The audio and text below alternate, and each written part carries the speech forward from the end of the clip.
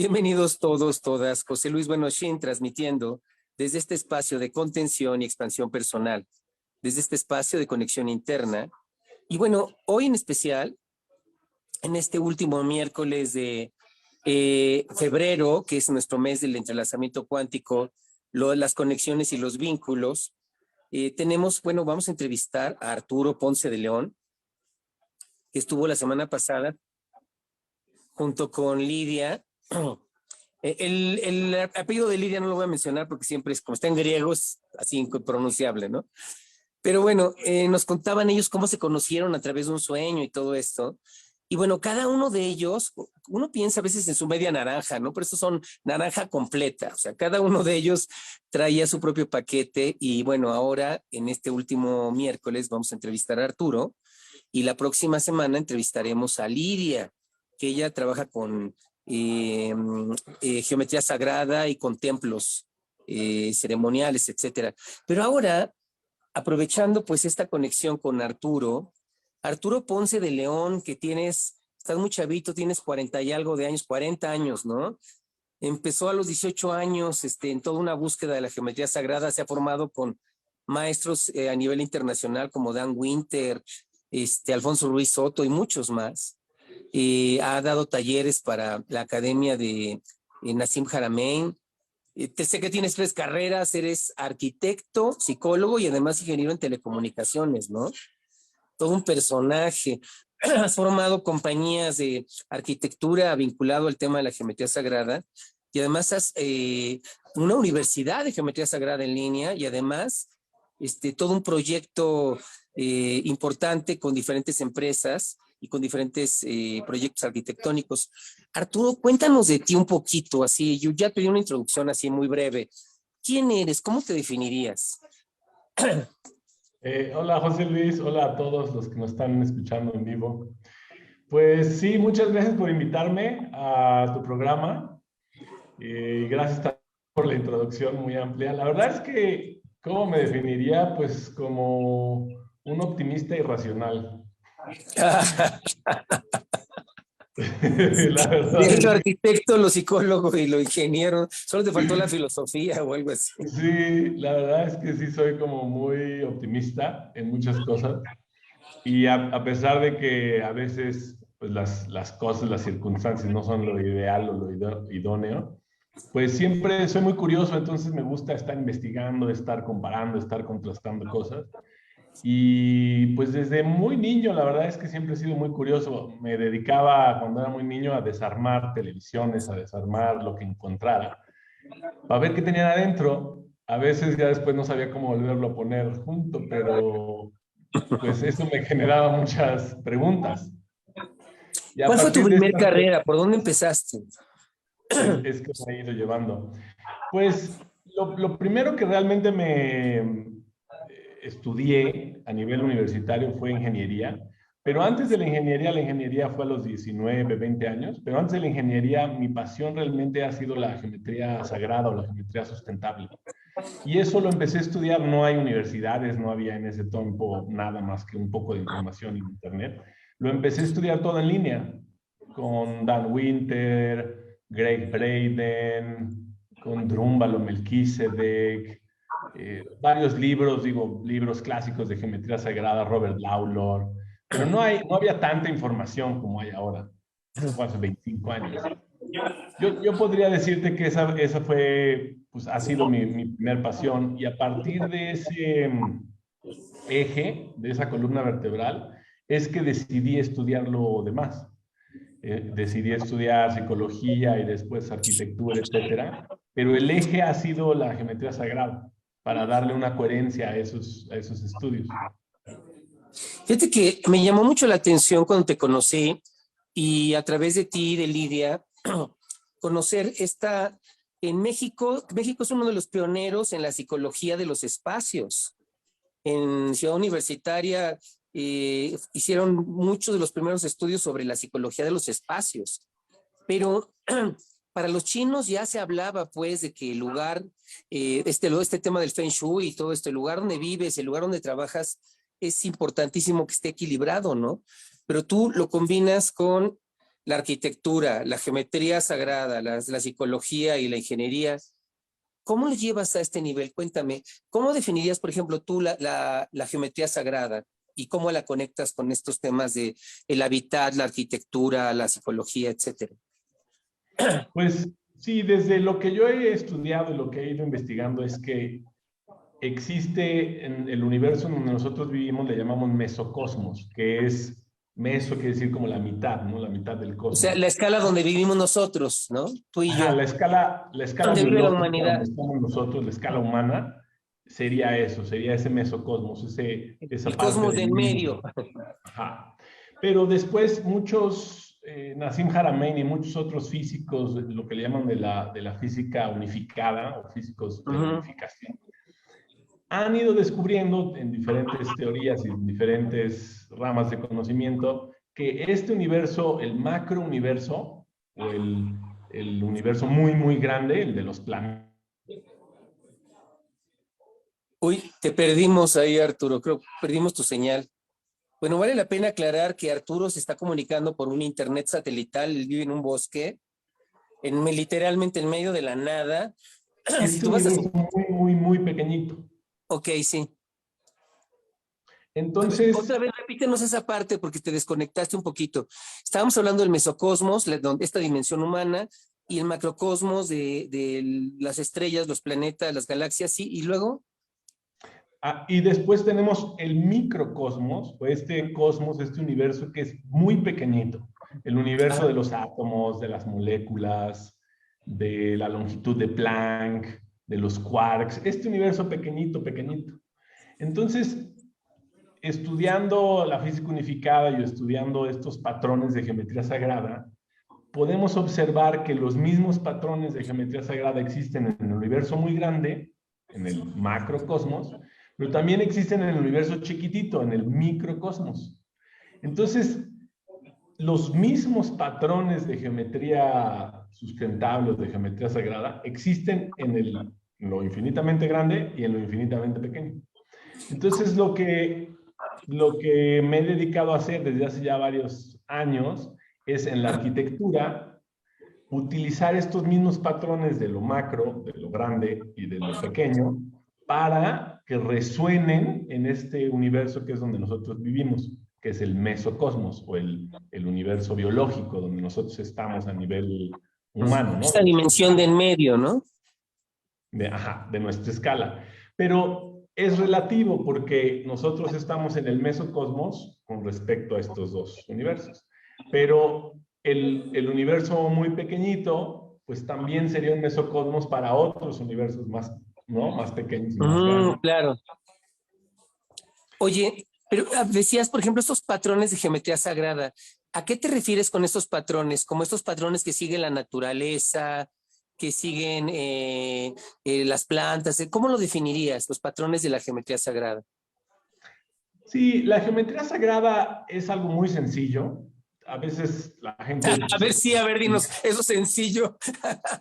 Sí, a veces como que los términos nos pueden llevar a complicarnos o a pensar algo muy, muy complejo, pero realmente es muy sencillo. Es la geometría que usa la naturaleza para crear Ok. vida. Es lo que es la geometría sagrada.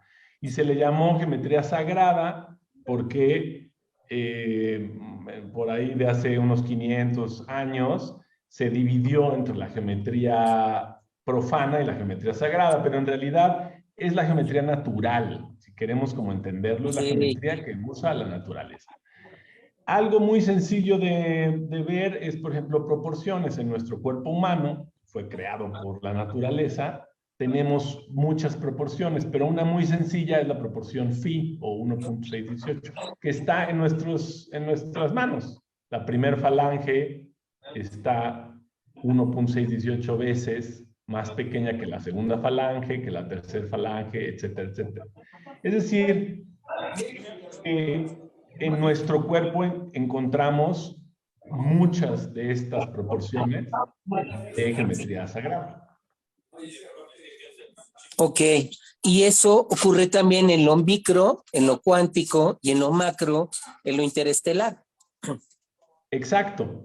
Estos patrones, por ejemplo, hay una forma básica en geometría sagrada, que es la más básica, que se llama toroide o tubo toro. Imagínate como Sí. una dona tal cual.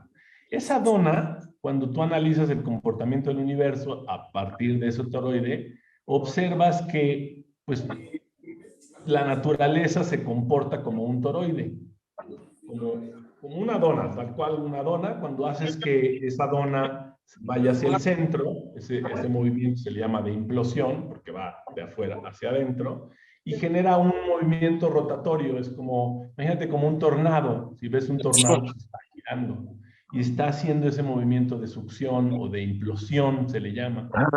Entonces, este movimiento de succión o de implosión es el mismo movimiento que se genera, por ejemplo, en el interior del núcleo atómico. Adentro de los átomos está habiendo un movimiento toroidal. El mismo movimiento existe en el universo muy grande, en nuestro universo como tal, en nuestra galaxia. La galaxia está generando un movimiento como un toroide, como una dona de succión.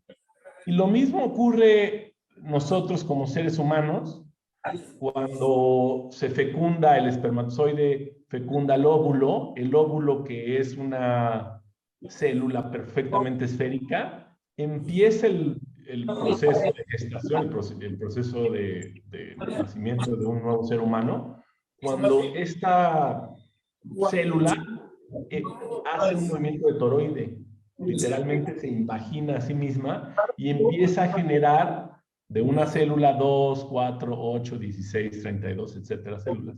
Entonces, lo podemos ver en nuestro cuerpo como tal. Nuestro cuerpo era un toroide y después se hizo pues, mucho más complejo. Pero Qué curioso, porque además de ese movimiento, como dices, de implosión, también simultáneamente existe este otro movimiento de explosión, ¿no? Simultáneo, o sea, está entrando y saliendo al mismo tiempo, como sucede en el vacío cuántico y sus fluctuaciones, ¿no? Sí. Al mismo tiempo que está implotando de un lugar, está explotando de otro lugar. Ajá. Por eso, en la física de lo grande, ¿no? En el macrocosmos, se habla de que de un lado está un agujero negro, porque es lo que estamos viendo de la implosión, pero del otro lado pues, hay un agujero blanco, porque está explotando. Lo que entra por un lado sale por el otro, ¿no? Exacto. Ok. Y entonces lo que yo hice es, bueno, no solo yo, sino junto con un equipo y después ahora con Lidia y con diferentes empresas, lo que hemos estado haciendo es cómo llevar este conocimiento, esta sabiduría de la naturaleza a aplicarlo a los lugares donde vivimos, a los lugares, a este mesocosmos, a las casas o los edificios, etcétera, etcétera. Lo han Porque aplicado en hoteles, en escuelas, ¿no? También. en En escuelas, centros de desarrollo humano. en centros, digamos, terapéuticos o en centros de sanación, porque tú lo que quieres es que el lugar donde estás sea lo más fractal. Fractal quiere decir que la forma que tiene se reproduce en diferentes escalas. Tú lo que quieres es que resuenes, literalmente que resuenes con la misma geometría, el universo muy grandote, con el universo pequeñito, y en medio que haya esa reverberancia. Oye, bueno, ¿y cómo es que esto te lleva a la psicología? Cuéntame, o sea, obviamente tiene un sentido, pero quiero escucharlo de ti. ¿En qué momento conectas esto con la forma de la psique, con la forma de el tema de las emociones, los pensamientos, la conducta? ¿Cómo lo conectaste? Pues la verdad que fue ensayo y error. Como, Ok. como la gran mayoría de descubrimientos fue por destino, ¿no? Destino Sí, azaroso. pero ¿cuál fue tu intuición? ¿Qué te llevó ahí? Pues estábamos haciendo muchos trazos, estoy hablando de hace 22 años, estábamos dando cursos de geometría sagrada y estábamos haciendo trazos con un compás, con regla, con colores, etcétera. Estábamos haciendo trazos. Y de pronto una persona dentro del curso tenía un dolor de cabeza. Y a mí se me ocurrió por intuición decir, pues tal vez esta geometría que estamos haciendo puede impactar en su dolor de cabeza. Pero lo hicimos como, pues un poco como un juego. Lo que pasó es que le impactó, se le quitó el dolor de cabeza. Entonces, a partir de ahí, asumimos la hipótesis de que la geometría de alguna manera podía influenciar algo en el cuerpo humano. Y lo mágico y lo maravilloso fue que no éramos los únicos, sino que habían doctores, médicos en diferentes partes del mundo, a través de un instituto muy grande de médicos, una organización de médicos que se llama Vía Vida, que están en Colombia y en varios lugares en Latinoamérica, en España, que estaban haciendo cosas similares, no con geometría sagrada, sino con muestras de diferentes elementos. Es decir, es una especie de homeopatía todavía en un nivel más sutil.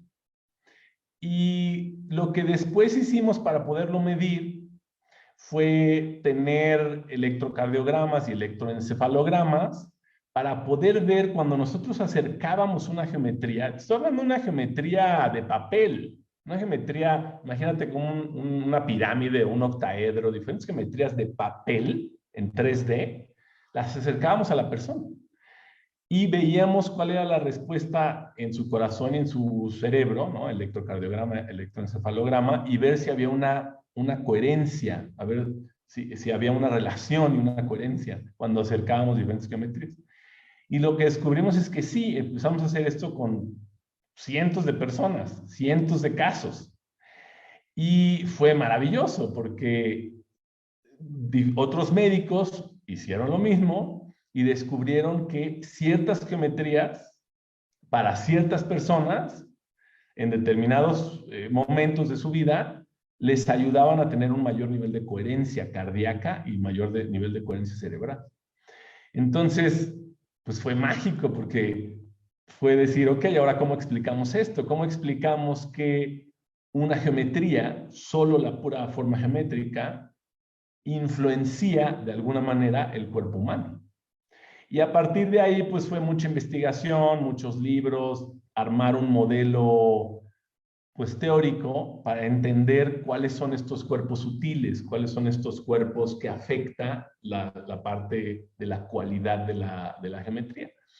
Y de ahí nuestra conclusión fue que pues hay diferentes niveles, esto pues, ya se ha ido demostrando y diferentes médicos alemanes, etcétera, han ido demostrando. Tenemos nuestro cuerpo físico, el cuerpo celular, después hay un cuerpo más sutil, el cuerpo electromagnético, después hay un cuerpo más sutil, el cuerpo gravitacional, que tiene forma de toroide, y después hay otro mucho más sutil, que es el cuerpo fractal, donde estamos todos conectados con todos. Y donde la información, literal, la información, la forma como tal, impacta los diferentes cuerpos. Entonces, ahí es donde entra la terapia con geometría, por ejemplo, o en estos cuerpos más sutiles. Entonces, conforme estas formas geométricas pueden influenciar el campo gravitacional, que pueden influenciar el campo electromagnético, que eventualmente pueden influenciar el cuerpo físico. Obviamente en una escala más densa, ¿no? Y así es como llegamos y de ahí extrapolamos todo este conocimiento para la arquitectura, para decir, ok, si yo estoy viviendo en un cuadrado, pues va a tener ciertas características psicológicas, que si vivo en un pentágono, si vivo en un domo o si vivo en diferentes formas geométricas. Está genial esto, porque literalmente empezaste a hacer formas geométricas diversas para diferentes padecimientos. Y entonces, ¿cómo lo explicarías en cortito? O sea, ¿cuál sería? Digo, sé que escribiste 4 libros y que todo viene ahí, pero ¿cuál sería tu explicación de por qué estas geometrías tienen un impacto sobre el cáncer y sobre tantas enfermedades y no es solamente pensamiento mágico, que hay una explicación física, psicológica, médica, cósmica? ¿Cuál sería tu síntesis ahí? Pues mi síntesis es que la geometría ordena, literalmente imagina que tú tienes pues como un embudo, ¿no? Tú viertes agua y el agua va a salir por ese embudo, va a tomar la forma del embudo y va a salir por ese embudo. Entonces, eso es lo que hace la geometría. Nosotros estamos viviendo en un campo cósmico gigantesco, ¿no? Vibrante, completamente vivo, pues sí, lo que se le llama este campo fractal, ¿no? O energía, pues sí, energía de punto cero, esta energía en donde estamos todos embonados y todos conectados. Pero esta energía yo la visualizo un poco como si fuera agua. Dependiendo qué geometrías utilices, es la forma que va a tomar esta energía cósmica. Entonces, lo que terminamos descubriendo es que para ciertos padecimientos o para ciertas enfermedades, la enfermedad entendida como un desequilibrio de la homeostasis. Entonces, lo que comprendimos es que el cuerpo humano está ensamblado de diferentes cuerpos más densos y luego otros más sutiles, y que la enfermedad, la manera de leer la enfermedad es a través de 4 niveles. Es decir, cuando alguien te dice, oye, es que estoy enfermo. Ok, ¿en qué nivel? ¿Tu enfermedad es ya en el nivel celular o es una enfermedad electromagnética o es una enfermedad gravitacional, etcétera? Porque diferentes medicinas llegan o son específicas para diferentes niveles de estos cuerpos sutiles. Por ejemplo, la homeopatía, tú puedes tener ciertas diluciones muy altas en donde ya no hay registro físico, ya no hay registro químico. Sin embargo, funcionan porque están en el nivel informacional. De la misma manera que, porque es muy poderoso el tema de la interacción electromagnética. Por ejemplo, cuando una persona le dan, ¿no? estos placebos, y se han hecho muchos estudios, y han descubierto que más del 30%, es efectivo. El efecto placebo es efectivo más del 30%. Es decir, que la interacción electromagnética, por ejemplo, entre un médico y una persona, puede ser tan poderosa que cambia todo el campo electromagnético, el campo informacional de una persona. Entonces, se sana, pero por estos campos sutiles. Pero fíjate, si de por sí el efecto placebo es muy poderoso, ¿no? El pensamiento mágico es muy poderoso, pero además funciona, o sea, no solo es por el efecto placebo, o sea, además la geometría sagrada tiene un impacto sobre, como dices, como una información que ordena, que te lleva de la entropía a la negaentropía, ¿no? A un balance, a una homeostasis. Ahora, dime una cosa, ¿cómo conectarías tú esto con esta información de Rupert Sheldrake, con el tema de los campos morfogenéticos, justamente de morfo, ¿no? De darle forma? ¿Cómo, hay alguna conexión entre lo que tú has desarrollado y esto? Cuéntanos. Sí, sí, de hecho, Rupert Sheldrake para mí es fascinante, incluso el nombre que le da, ¿no? Los campos de resonancia mórfica, la forma. Y lo que él descubre es que...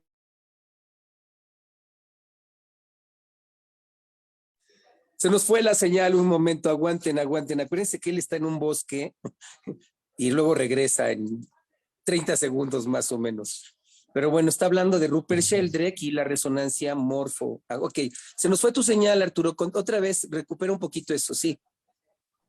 Sí, lo que decía es que los patrones morfogenéticos o los campos morfogenéticos son exactamente la forma. Tienen, ¿no? las formas. Y estos se puede visualizar como un tejido, como una matriz, como una malla con diferentes formas geométricas.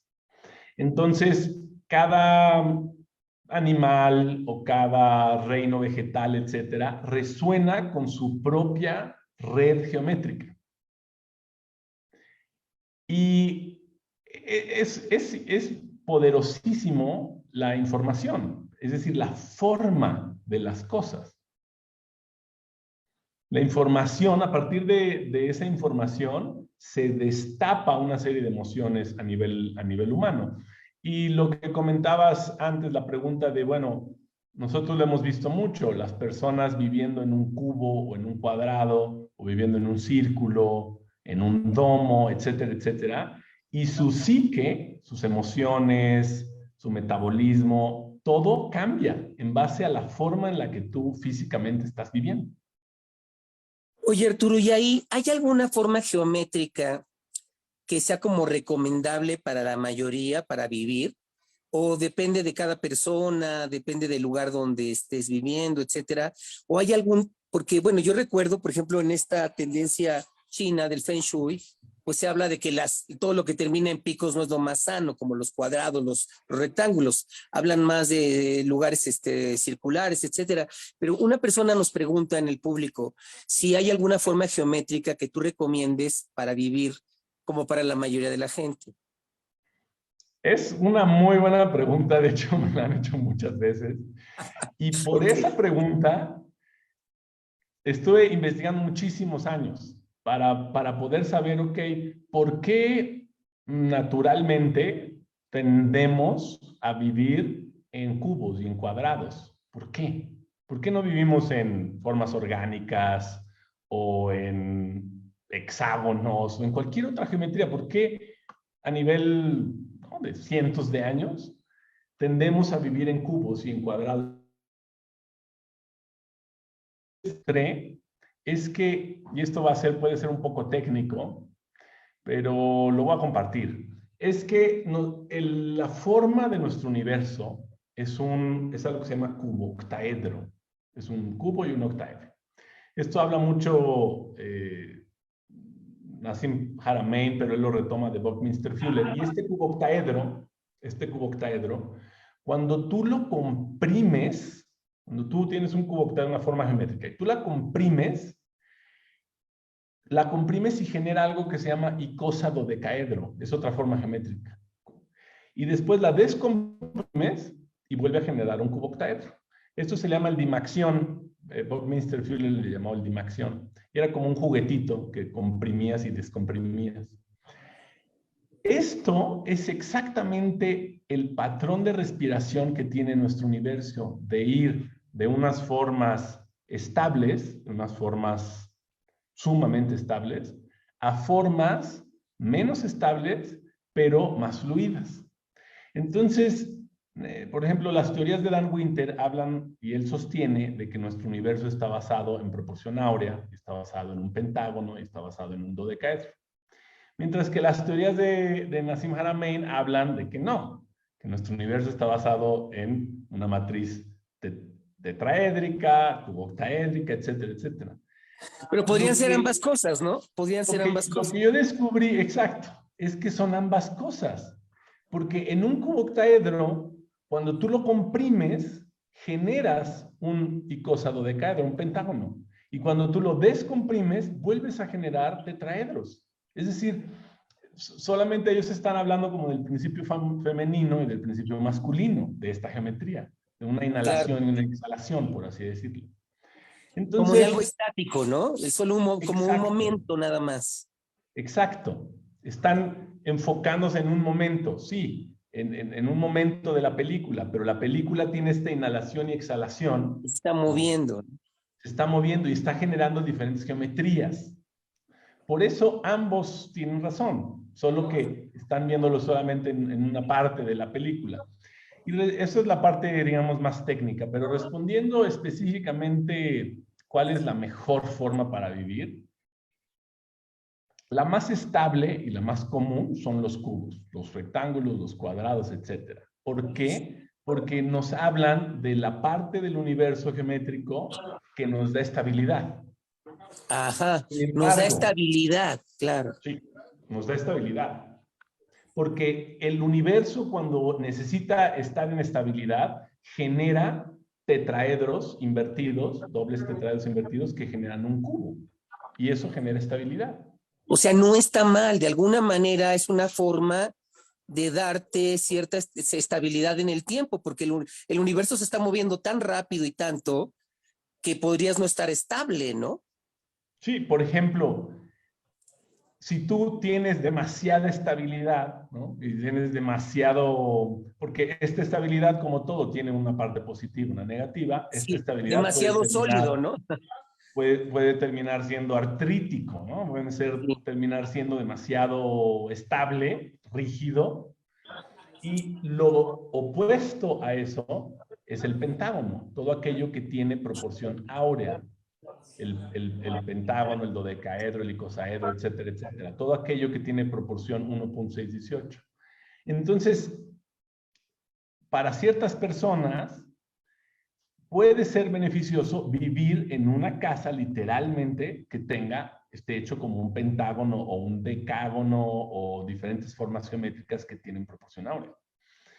Y nosotros lo hemos hecho, lo hemos vivido mucho, porque, digo, yo pertenezco a un grupo, tenemos un grupo de bioarquitectos y de, ¿no?, geómetras relacionados con la arquitectura biológica, y compartimos mucho. ¿Qué pasa? Por ejemplo, se diseñó una casa en forma heptagonal para un cliente, es decir, con 7 lados, que es muy atípico. Generalmente nadie vive en una casa con 7 lados.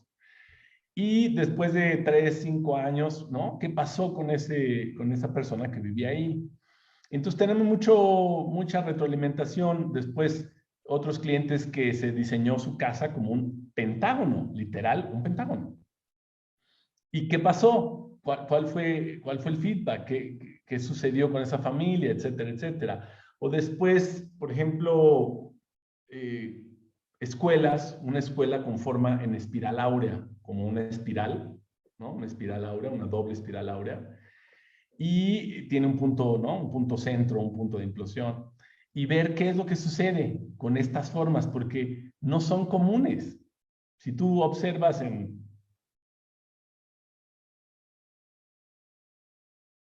Ups, una vez más se nos fue, pero aguanten, seamos pacientes, seamos pacientes. pacientes, algo ya no escuché. Sí, es que te perdimos un momento otra vez. Estabas hablando de una forma áurea, doble áurea, y luego. Ah, claro, una doble espiral. Entonces, terminando esa frase, es que lo que nosotros hemos ido investigando es qué pasa cuando las personas viven en diferentes formas geométricas. Es decir, se mueve todo el campo electromagnético, nuestras emociones están vinculadas al campo electromagnético. Tú cambias el campo electromagnético de una persona y le cambian las emociones y viceversa. Ok, ahora también influye obviamente el tema del terreno, el lugar, que si hay un río, que si hay un desagüe, que si hay un árbol, etcétera, ¿no? De ahí este tema de las geobiología, etcétera. Entonces, yo tengo entendido que ustedes hacen proyectos donde estudian a la gente que va a vivir ahí o que va a trabajar ahí y de acuerdo incluso a la actividad y al terreno hacen todo el diseño, ¿no? Sí, sí, lo que nosotros hacemos, digamos, con una persona, un cliente que dice, bueno, yo quiero tener no sé, construir una casa, construir una escuela, qué sé yo. Lo que hemos descubierto que funciona mejor es hacer una lectura del terreno para ver estos campos invisibles, estos campos electromagnéticos, qué hay abajo del terreno. Es decir, si hay ríos subterráneos, si hay fracturas geológicas, si hay pues cruces de estas líneas que son invisibles, pero se pueden detectar con ciertos aparatos, se pueden detectar, las puedes medir. Entonces, ver qué hay abajo, esta parte telúrica, la parte de la Tierra. Y después, estudiar a la persona, al cliente como tal, porque todas las personas tenemos diferentes resonancias con diferentes geometrías. Es decir, lo que para mí, por ejemplo, puede ser más benéfico, tal vez para ti no. Entonces, ver cuál es la geometría ideal y después ver la parte cósmica, la parte se llama cosmotelurismo, vincular la parte de la Tierra con la parte del cosmos, porque las influencias magnéticas, la influencia gravitacional de diferentes planetas o diferentes galaxias, tienen una influencia física, muy sutil, pero tienen una influencia física. Por eso muchas civilizaciones se han dedicado a hacer esto. Si tú ves en Europa, por ejemplo, las catedrales de Notre Dame, si tú las mapeas, las catedrales de Notre Dame forman la constelación de Virgo, cuando tú las ves desde arriba. ¿Cómo hacían este tipo de cosas? Pues hay muchas hipótesis, ¿no?, al respecto. Pero lo que nosotros hacemos es vincular tanto la lectura de la Tierra, la lectura de estos campos invisibles, con la lectura de la bóveda celeste y vincularlo a algo muy específico, porque no es lo mismo si estás diseñando una casa, que si estás diseñando una escuela o un conjunto de departamentos. La función va a influenciar en la geometría, digamos, como ideal. Oye, y luego esto, ¿cómo impacta en las relaciones? Pensemos en una relación de pareja, de familia, o incluso en un lugar donde colaboran gente diferente, ¿no? ¿Qué tanto bueno, hay edificios malditos donde la gente entra y se pelea, se enferma, les duele todo, ¿no? ¿Cómo? Cuéntanos de esto, todo el tema tiene que ver con las relaciones, ¿no? Claro, claro, porque hay formas geométricas que no ayudan a algo, a nivel científico se le llama interferencia constructiva de ondas. Ese es como el término científico. En nivel más coloquial es como la buena onda de alguien, ¿no? Cuando sientes, ay, es que su buena vibra. Ese término coloquial, en términos científicos, es interferencia constructiva de ondas, que quiere decir cuando tu campo electromagnético llega al campo electromagnético de otra persona, antes de decir hola, esos campos electromagnéticos ya se dijeron todo. Ya hubo una interferencia o constructiva o destructiva de ondas. Ya hubo, en un milisegundo. Entonces, cuando tú llegas a un lugar físico, el lugar físico de por sí tiene su propia firma o su propia, pues sí, registro electromagnético. Por eso hay lugares que pues están realmente muy disarmónicos en su campo electromagnético. Entonces tú llegas ahí y no te gusta estar ahí. Y no es que el lugar tal vez sea feo o que físicamente no tenga algo malo. Puede también tener algo físicamente malo. Puede tener contaminación, puede tener, no sé, poca iluminación solar, puede tener, qué sé yo, emisiones de gases, ¿no? De gases contaminantes, etcétera. Pero pensemos en un lugar que, pues tú lo ves y todo está bien, pero que llegas ahí, te sientes mal y las personas se pelean entre ellos y hay disarmonía.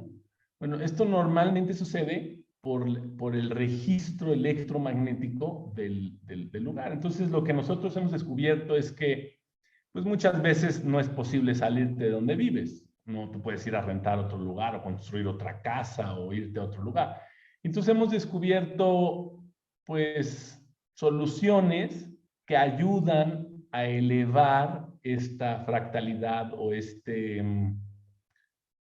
pues sí, estos armónicos, esta interferencia constructiva de ondas. Entonces, posicionando ciertas geometrías en ciertos lugares o cambiando los colores de ciertas áreas, etcétera, etcétera. Es todo un proceso, pero sí funciona. Lo que tú decías, por ejemplo, del Feng Shui, que es una pues, tradición, ¿no?, oriental, china.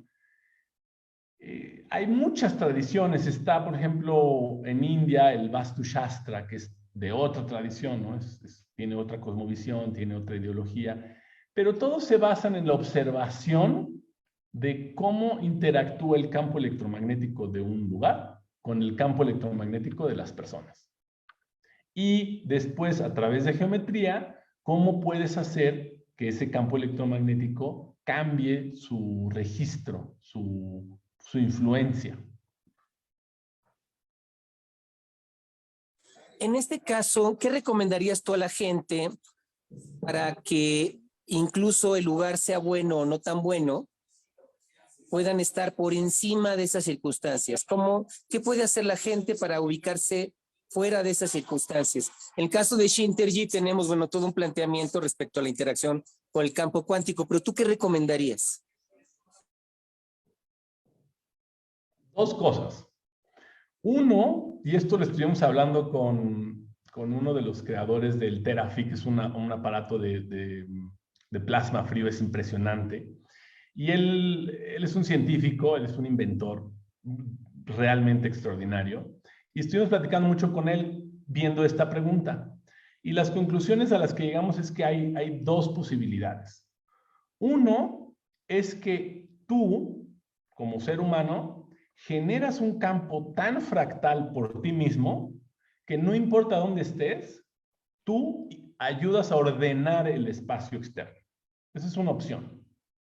La otra opción es que el espacio externo es tan fractal o tan coherente que te va a ayudar a ti a elevar tu nivel de coherencia. Es decir, las dos posibilidades son viables y son reales. Hay personas, si tú te dedicas a meditar, te dedicas, no sé, a las artes marciales, etcétera, etcétera, no importa lo que pase afuera, tú mantienes tu nivel de coherencia. Ese es el planteamiento de Shintergy, justamente. O sea, tu interacción con el vacío cuántico es tal que no importa dónde estés o cómo estés, ¿no? Pero lo ideal es juntar las dos cosas, ¿no? Claro. Si logras coordinarlo, ¿no? Claro, y del otro lado está, digamos, vivir en un ambiente prístino, en una casa hecha toda con geometría sagrada y perfectamente cuidada, etcétera, como un templo, por así decirlo, y este lugar externo te va a influenciar, ¿no?, a ti como una resonancia. Entonces, ¿cuál sería lo ideal, digamos, específicamente si tenemos en un lugar, en nuestro lugar? Lo primero que siempre recomendamos como base es vaciar todo lo que no funciona, todo lo que no usas, todo lo que no sirve. Es este sistema del toroide. El toroide, para que funcione, tiene que tener en el centro un vacío. Si no, imagínate que es una dona, en el centro hay un vacío, y si tú pones algo en ese centro, pues deja de funcionar la dona, deja de moverse. Lo mismo ocurre con los espacios. Lo primero que hay que hacer es limpiar, quitar, sacar, soltar, regalar, vender, lo que sea que no uses. Eso es lo primero.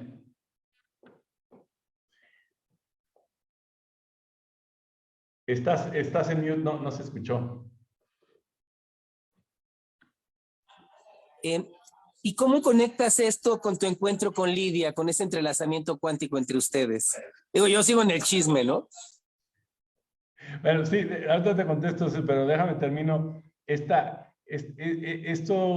primer vaciado, ya que vacías todo lo que no funciona, lo que está roto, lo que etcétera, etcétera, en un lugar, entonces lo que nosotros recomendamos es poner ya sea geometría explícita, es decir, tal cual como, por ejemplo, en el mundo árabe, se utiliza muchísimo la geometría explícita. Está lleno de geometría en todos lados, en las paredes, en los techos, etcétera. Pero también, por ejemplo, en nuestra cultura, en la cultura mesoamericana, pues tenemos muchísima geometría, ¿no? Todas las pirámides, etcétera, los grabados, los bajorrelieves y demás. Entonces, nosotros sí recomendamos empezar a poner geometría, puede ser oculta, es decir, puedes poner geometría y taparla pues con un cuadro, con una tela, etcétera, para que no sea visualmente muy cargado. Pero nosotros ponemos, por ejemplo, geometrías abajo de los pisos, tejemos geometría con hilos de cobre o de plata, etcétera, en las paredes, en los muros, en los techos. Y sí hemos visto que cambia muchísimo para un efecto positivo, tanto con las personas como con los lugares. Por ejemplo, en Grecia hicimos eso en una nave industrial muy grande, en donde guardan semillas orgánicas.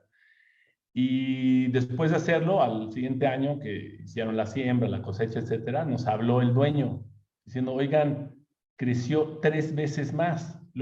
Las semillas que yo guardé donde ustedes pusieron su geometría, y las semillas que no estaban en esa bodega crecieron 3 veces más, solo por estar en un patrón de orden geométrico.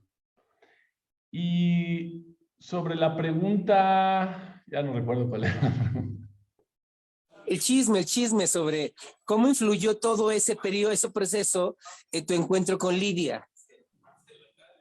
Bueno, porque además ella trabajando con templos sagrados y tú con esto, ¿cómo influenció?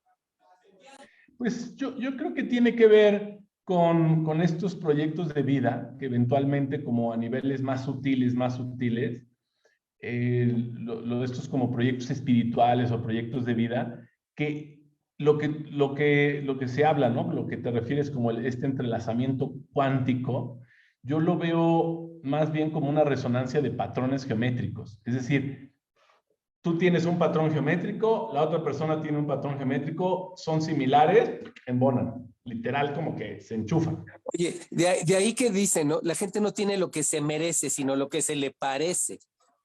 Exacto, tal cual. O también dicen, no, no vives lo que quieres, sino lo que eres. Bien. Oye, Arturo, y a manera de conclusión, porque bueno, nos pediste que fuéramos breves esta vez, porque la última vez nos colgamos como 2 horas. Ya te sacaremos pues la invitación a un curso y todo lo demás. Pero ¿cuál sería tu conclusión sobre la forma en que la gente percibe o ignora la geometría a su alrededor, la geometría de la naturaleza a su alrededor, los árboles, las plantas? ¿Cuál sería tu conclusión, tus recomendaciones para la mayoría de la gente? Mi recomendación más sincera es trata de pasar la mayor cantidad de tiempo posible en la naturaleza. Porque muchas veces nos terminamos convirtiendo en animales de ciudades, en donde el contacto con la naturaleza a veces es nulo.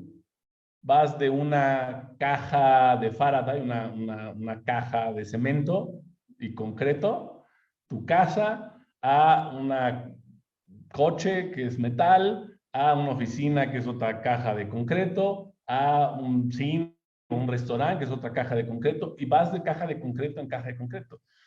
Eso hace que te desconectes de la fuente real de energía que es la naturaleza. Estoy hablando lo que quieras de la naturaleza, un bosque, un parque, el desierto, la playa, lo que sea, pero que tu cuerpo físico esté en contacto con la naturaleza lo mayor que puedas, el mayor tiempo que puedas, porque eso te va a generar una retroalimentación a esta orden o este orden natural del universo. Arturo, ha sido un lujo tenerte aquí, ¿eh? Un verdadero lujo. Por supuesto que te voy a volver a abordar y a entrevistar, incluso invitar a un taller, a que nos des un taller. Y existe, por ejemplo, un planteamiento terapéutico llamado bioingeniería cuántica, me parece, ¿no? Ellos evocan formas geométricas, luz y sonido para sus tratamientos, pero eso que tú estás haciendo está llevado a un nivel totalmente físico, arquitectónico, y bueno, pues con muchísimos años de experiencia, ¿no? Y bueno, aunado a la experiencia de Lidia. En verdad, muchas gracias por tu tiempo, gracias por compartirnos todos estos años. Y la semana que entra, bueno, invitaremos a Lidia y nuevamente pues veremos cómo sacar más conclusiones de todo esto. Arturo, un gran abrazo. Yo sé que, bueno, vives en el bosque, te acuestas temprano, vives en un ambiente así tal, eres coherente con lo que nos estás planteando. Te mando un gran abrazo, mi querido hermano. Y bueno, pues a todos nuestros invitados, recuerden que tenemos 3 meditaciones que están ahora circulando. Una es para la salud, otra es para las relaciones, otra es para el dinero y tienen que ver con la tecnología de Shintergy, con toda esta tecnología de neuroingeniería ancestral. Y bueno, pues este sábado en nuestro taller todavía hay chance de inscribirse, así que pues no lo piensen más. Arturo, hermano, un gran abrazo. Gracias por tu tiempo. Y bueno, pues traté de sacarte el máximo jugo en 1 hora.